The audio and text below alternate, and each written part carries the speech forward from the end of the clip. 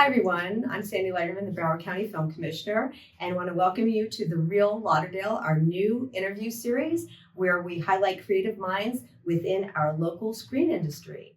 Today we're thrilled to feature Moon Lee Ferguson, a Fort Lauderdale-based filmmaker known for her viral award-winning fantasy series, Juju, the web series. Moon has since written, directed, and produced numerous award-winning projects, including her latest short film, Sketel. She's also contributed to impactful shows like Street Food from Netflix and the 1619 Project for Hulu, and continues to create bold, fantastical worlds through her production company, Filled with Magic Productions. Moon, how are you today? I'm good. How are you? I'm doing good. Tell us about yourself. Well, I was born and raised in Broward. I was born in Hollywood, raised in the Central Broward area, Sunrise, Tamarack. Went to high school in Pompano Beach at Blanche Ely High School. And just always been a creative of some sorts. Didn't exactly know what discipline I was going to be in, and then I found myself in film. And did you sort of go in that direction when you were always in the kind of the creative part? Was that was your passion from when you were young? Yeah, I actually wanted to write books between like children's picture books and novels and stuff like that. I was an avid book reader, still an avid book reader. That's how I get a lot of my stories. And then TV, of course, translated, extended my love for storytelling in a different way. So I started to love movies and TVs more. And yeah, I didn't know, like I said, I didn't know exactly what I wanted to do. I wanted to illustrate my own books. I wanted to be an animator. It was just, I just couldn't decide. And then life just guided me towards film. So I just been kind of riding that wave. So that was sort of your trajectory to start out with. But was there a significant turning point that actually, brought you to say, this is what I want to do? Yeah, I think I was in 11th or 12th grade at Ely High, and it's a magnet school for like pre-med and engineering. So I was in the pre-med track, and I had a forensic science class. And for that class, I know this is so weird, that class, part of a project, we had to make like a CSI crime scene on video, like the TV show CSI, around the school. So we were able to like do that project around the school. So I like used my band room, I used behind the school's dumpster and stuff like that. And I found so much joy and excitement and like loved it. And realized that it was one, writing and also illustrating, because I was actually painting a picture with the camera. And that kind of like sparked my interest to start looking into colleges that provide film schools and film programs and stuff like that. Didn't end up going to film school straight out of high school, but eventually I got there like around 25, 26. Okay, so you actually did go to college knowing what you wanted to do. Not necessarily. My parents are immigrants, so when I did bring up that idea to kind of like maybe go to school for animation, they were like, at the Art Institute at the time, they were like, "Yeah, girl, no." Like, we put you in this magnet program because you be a doctor, lawyer, nurse, and that is it. So I ended up going to school after for nursing, but along the way I still was like writing things, short stories, just kind of like still creating as a form of like a hobby and expression and like a release, an outlet. And then I found myself at Miami-Dade. Good program. Yeah, very good program. So in all of that, was there someone that was influential in your life that maybe that had an impact on you? Whether it be on personal growth or professional growth? Someone, I will say, a lot of my film professors, I wasn't too close with them because I'm a single mom and still working. I was in school in and out. But I will say by proxy, just hearing how they were still active in filmmaking and stuff like that, it kind of made it feel more tangible. Because at first it feels like it's not, especially when you grow up not even knowing you could do that. Like, you watch TV and you watch films and people are making them, but you think that's a New York thing or an LA thing, but not a South Florida thing, especially as a kid. And then along the way, my journey, I found like mentors and stuff like that were in the creative field and just kind of like poured into me, and all that stuff. And it was really, I had a therapist at that time. Well, my therapist at that time was really the one that kind of made me, for personal growth, made me really lock in. And because she told me that I'm a mother, not a mother, I'm me first, but before a mother. Because I was just so into, well, I'm a single mom and I'm gonna do this, I need to make money, blah, blah, blah, blah, blah.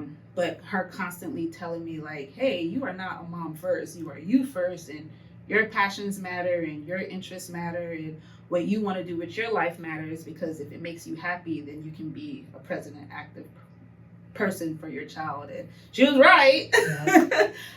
So that was really what really propelled me and grounded me and made me like continue on. So that was your person. Yeah. That's very cool. So has, your upbringing, has any of that influenced your choice for your content? My upbringing, it influences a lot of stories and is the reason why I need an outlet and a release. Just so many nuances and factors of my childhood. Like, I'm the oldest of, at that time I was the oldest of 5. Right now I'm like the oldest of 9. But at that time, just coming from immigrant parents, not living in the best neighborhoods, not having the resources, living poverty and stuff like that, and experiencing like a lot of aggression in the household and witnessing a lot of aggression in the household. So it's having to be the protector of my siblings.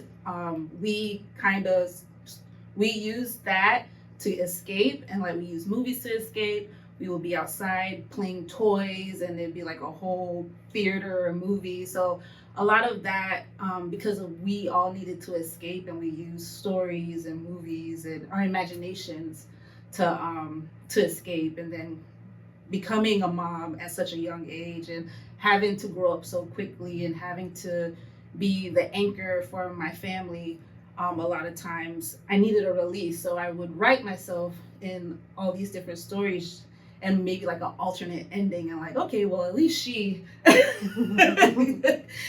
the ending and that I would want or whatever. So I would say that a lot of it, on top of like just being from Florida and learning more about Florida as a kid and seeing the representation of Florida in movies and films and stuff like that, I used to always wonder, like, well, how come they're always in New York? Even as a kid, like, how come they're always in New York? They're always in New York. How come they're always in LA? Until I watched Eve's Bayou, and I thought it was Florida, but then it was New Orleans. That's it was New Orleans. So story of our lives. Yes. Yeah. So that part of it also made me want to kind of like, showcase more Florida stuff, showcase more, touch on like topics, familial topics on womanhood, motherhood, sisterhood, just all that just encompasses in the stories I tell.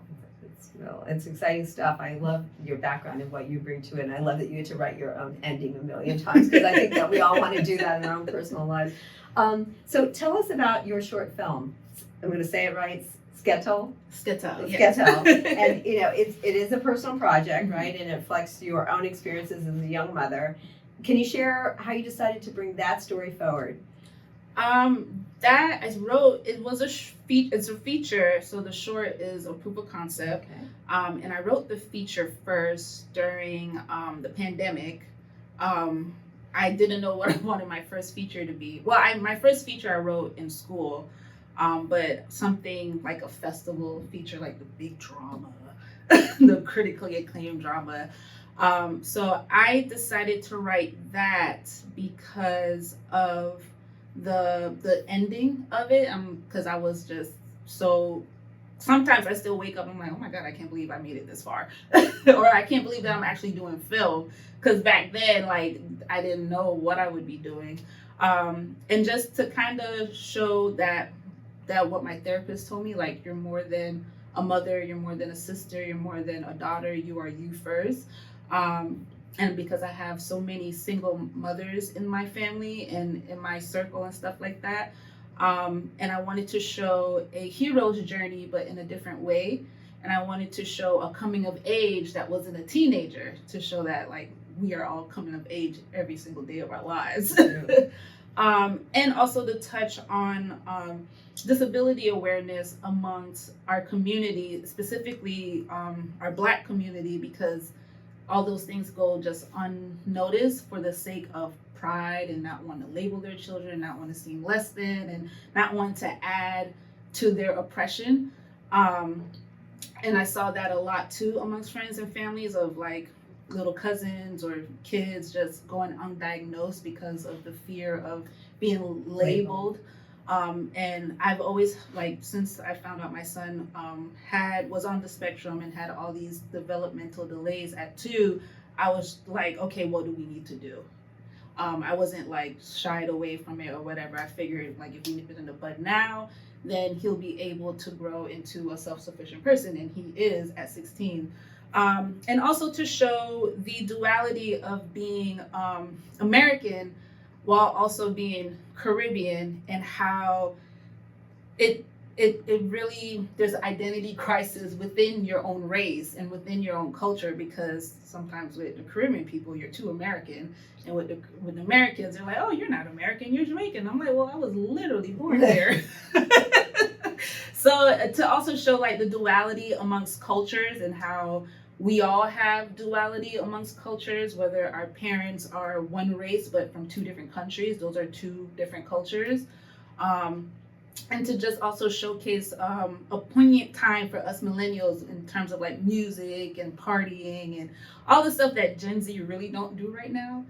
No offense, Gen Z, but you know, like when you go to the clubs and like parties and stuff, no one is really enjoying themselves because of social media and stuff like that. Whereas like, you know, from my time on, like you see parties, everyone is enjoying themselves, they're participating, is one big form of everyone expressing themselves. So yeah, it's a hero's journey plus a fun, nostalgic time of a single mother of a special needs child just doing the best she can to preserve herself. Yeah. Just one day at a time. Right? One day at a time. So that, speaking of which, so how do you juggle being a filmmaker and a parent? Oh, I get this question all the time. Yeah. A day at a time. My family, specifically my mom and my siblings, are great support. I have amazing best friends that jump in when they need to.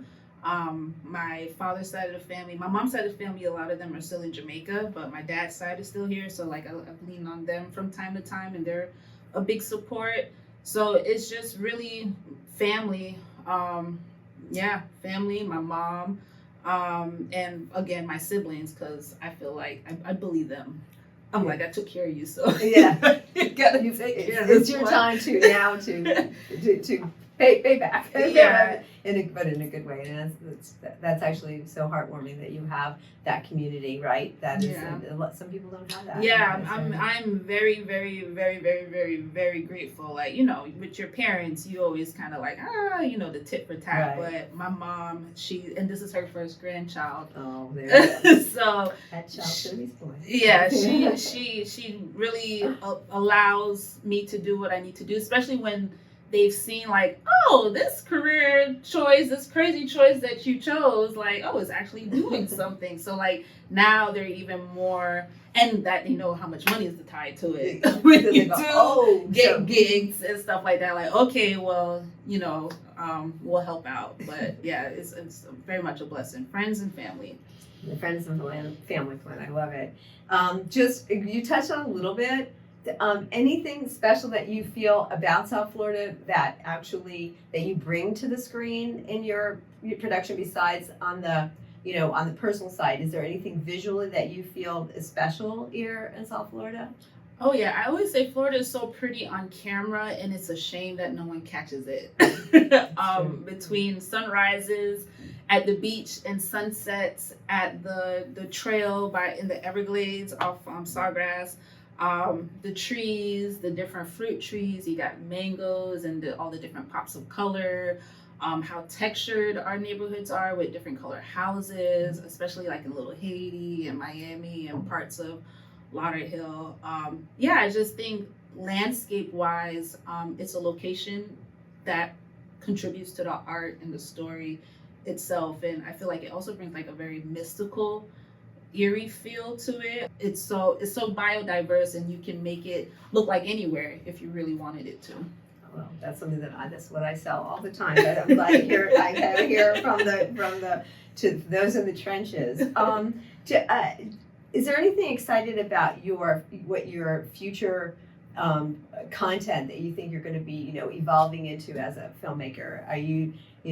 Is this the track that you feel yourself sort of women, empowered mom, woman? Or do you think is there a certain vision that you have for your future, or are you just going to kind of see how it goes? Half and half. I'm very open to, even though a lot of my stories are women driven, just because that's my experience. Right, of course. So I also have like a lot of male characters that I pull from like either my brothers or like friends or past boyfriends and stuff like that, just to kind of show also that soft, vulnerable side of them, and like typically why people are the way they are, so that people can understand human psychology and behavior, so that they can apply it to real life and like, oh, okay, well, this person's like this because that, but still hold them accountable, not to say like to give them an excuse or whatever, but just kind of like open perspectives on human behavior and what it means to like forgiveness, and what it means to hold boundaries, what it means for self-love, and stuff like that.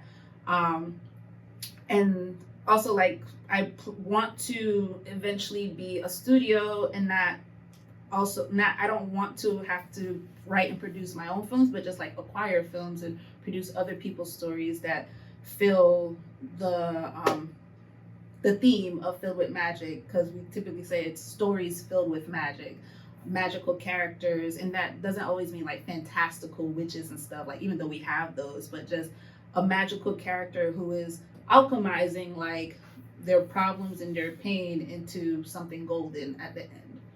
That's actually lovely. And speaking of that, do you have any upcoming projects that you are channeling all of this into? Anything coming up? Nothing coming up. As of right now, I'm just focused on trying to get the feature Scatel funded and all that treacherous stuff to make it. But so that's really what I'm working on now. As far as anything in production, we do have a few short film ideas that touch on like a dystopian sci-fi film that touches on banned books, and like a dystopian era of like this couple hunting down these books, to touch on what's going on in Florida, but in a sci-fi dystopian cool way. But that's about it right now, but it's super early and we're still writing it, so hopefully we can get it done by the end of this year or the top of next year. Sounds awesome. So I look forward to seeing that. Tell us a little bit about your new organization in the works called the Imagination Project. So Imagination Project is a nonprofit that we run, and it's to provide access to the arts to people in underprivileged communities, like communities I came from, like growing up on like 56 in Lauderdale and going to school in Pompano Beach. Those communities are underserved, and like a lot of times, even though we have like the Boys and Girls Club, I grew up going to like Boys and Girls Club and going to aftercare and stuff like that, it still wasn't presented to us that we could do art and stuff like that. A lot of times in our community, specifically the Black community, they push sports on us, especially our boys.